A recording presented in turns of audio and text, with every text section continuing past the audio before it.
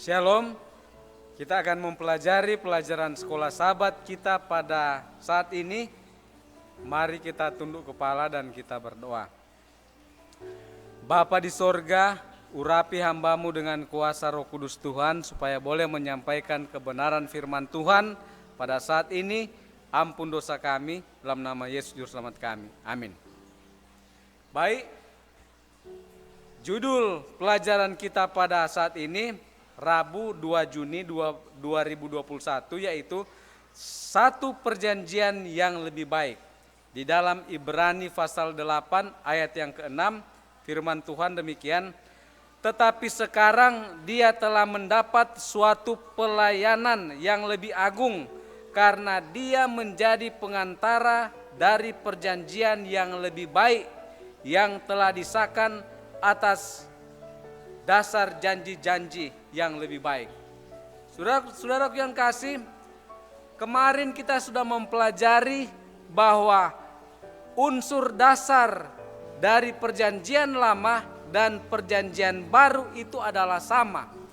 Jadi perjanjian lama pada waktu bangsa Israel mereka melakukan pelanggaran atau mereka melakukan dosa, maka mereka harus membawa korban dan harus ada pertumpahan darah atau pencurahan darah.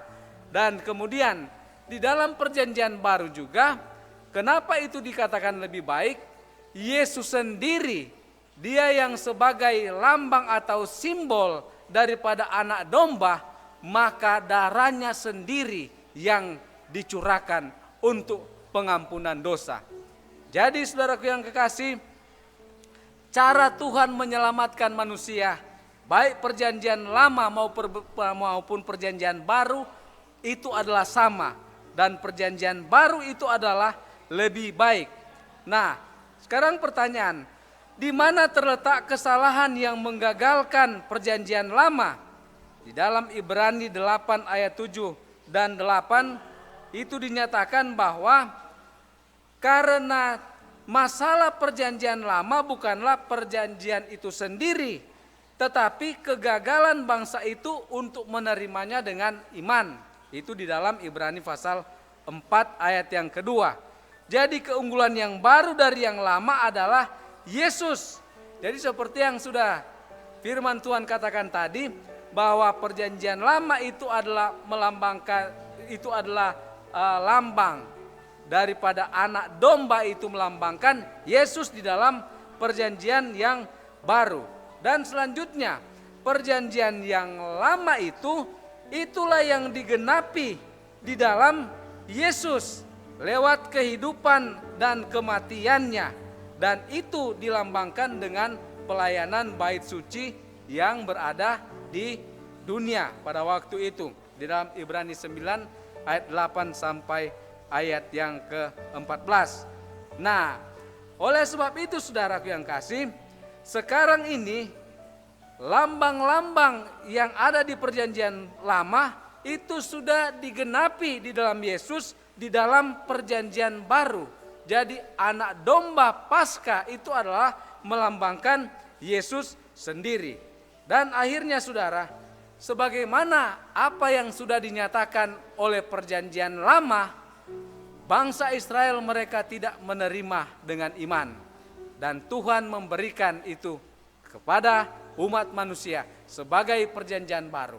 Kita memandang kepada Yesus, dia yang adalah sebagai Tuhan dan Juru Selamat.